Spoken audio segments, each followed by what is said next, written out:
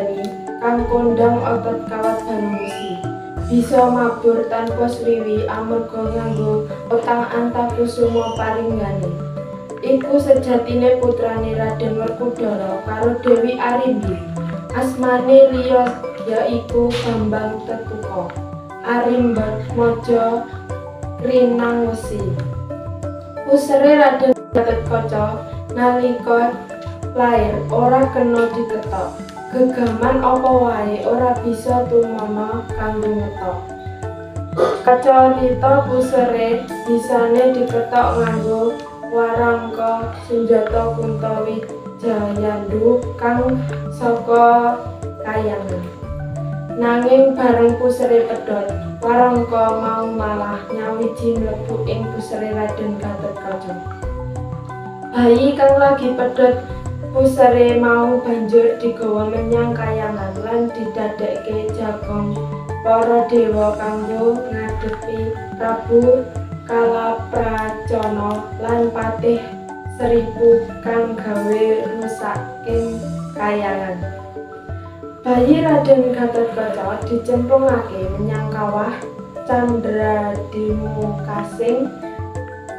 Genine murub mengalat-alat. Gatotkaca dikrocok gegaman nanging ora mati, malah cepet gedhe. Metu saka kawah malah wis nganggo busana wesi, nganggo caping Basunada. Dayane yen wis panas ora kepanasan, yen udan ora udanan. Duwe aji main toko paringane Resi Seta. Gatotkaca cilik mau wis bisa ngadepi Kalaparcana lan Sekipo. Saben-saben dibanting, dicokot, disabet dening musuhe. Gatotkaca ora krasa lara, malah awake saya modhot lan saya gedhe. Gatotkaca bisa ngalahke Prabu Kalapracana lan Patih Sekipo kanthi cara ditugel janggane. Piyambake ora mung dadi jagone para dewa, nanging uga dadi benteng Pandhawa. Nalika Baratayuda Gatotkaca dadi senapati, ora ana prajurit Kurawa kang bisa nandhingi olah krindaning Raden Gatotkaca. Akeh prajurit Kurawa kang tewas tanggane.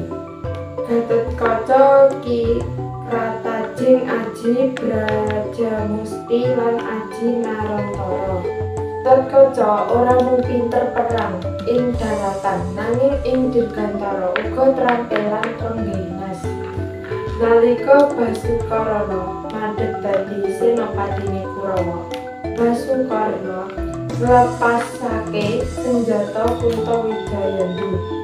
Senjata iku tumancep ing Wadi Sangkani kang ana ing pusere Gatotkaca. Sanalika Gatotkaca gugur bela bangsa lan negara.